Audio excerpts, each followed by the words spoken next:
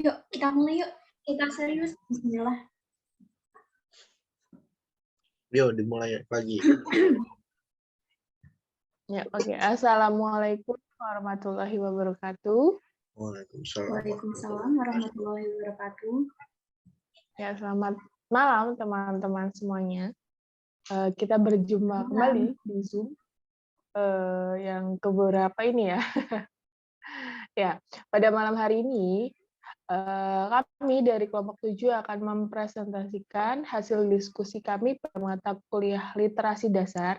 Nah, pada tugas kali ini kami mengambil tema GLS atau yang biasa kita sebut dengan Gerakan Literasi Sekolah.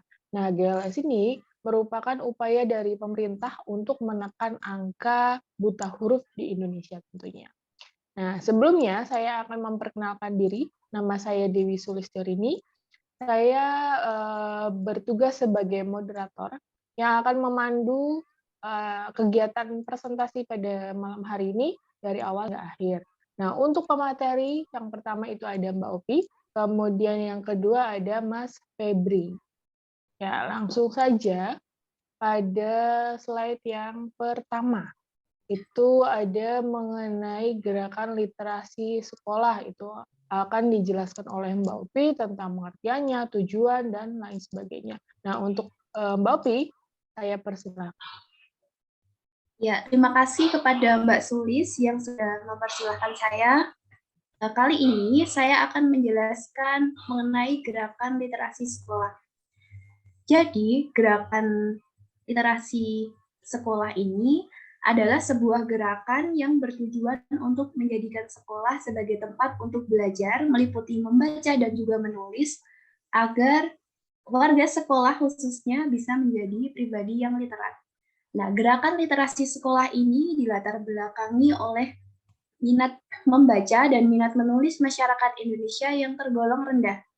Program ini diharapkan mampu membangkitkan minat membaca dan menulis sejak dini. Nah, tujuan dari gerakan literasi sekolah ini yang pertama ada tujuan umum, itu meliputi menumbuhkan budi pekerti bagi peserta didik agar menjadi insan literat. Dan tujuan khususnya untuk membentuk budaya literasi, meningkatkan insan literat, dan meningkatkan pengelolaan pengetahuan. Nah, pelaksanaan gerakan literasi sekolah ini dibagi menjadi 3. Yang pertama, tahap pembiasaan, kemudian tahap pengembangan, dan yang ketiga, tahap pembelajaran. Sekian dari saya, Mbak Sulis. Monggo dilanjutkan. Iya, itu dia ya pemaparan dari Mbak Opi mengenai gerakan literasi sekolah, baik pengertiannya, kemudian tujuannya, dan juga rencana-rencana gerakannya seperti apa. Kemudian pada slide kedua, itu ada penjelasan mengenai manfaat, tantangan, dan juga solusi yang akan dijelaskan oleh Mas Febri. Kepada Mas Febri, saya persilakan. Ya, terima kasih Mbak Sulis. Selanjutnya saya akan menjelaskan tentang manfaat dari gerakan literasi nasional, gerakan literasi sekolah. Manfaat yang pertama ialah untuk memperkaya pengetahuan, lalu kedua untuk menambah informasi dan wawasan baru kepada para pembaca, terutama warga sekolah. Lalu ketiga untuk meningkatkan kreativitas, keempat untuk mengasah daya ingat, dan kelima untuk meningkatkan kepekaan terhadap informasi.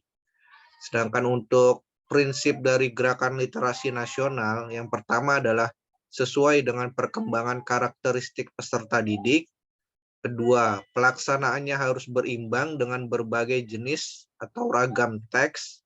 Yang ketiga, berlangsung secara terintegrasi dan menyeluruh untuk semua kurikulum.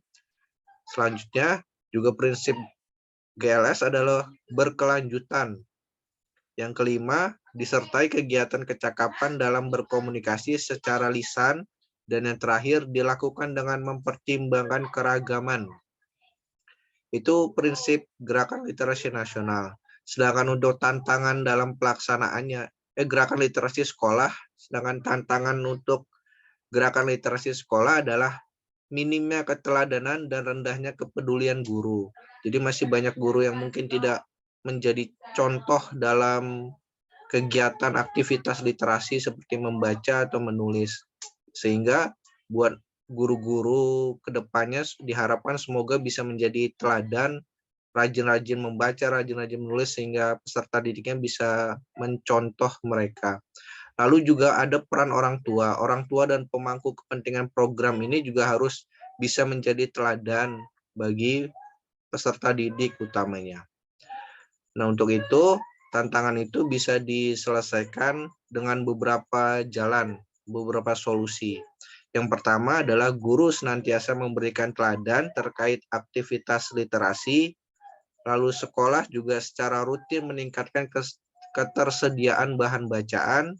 Ketiga, sekolah dan guru membuat kegiatan literasi yang menarik dan membiasakan budaya literasi.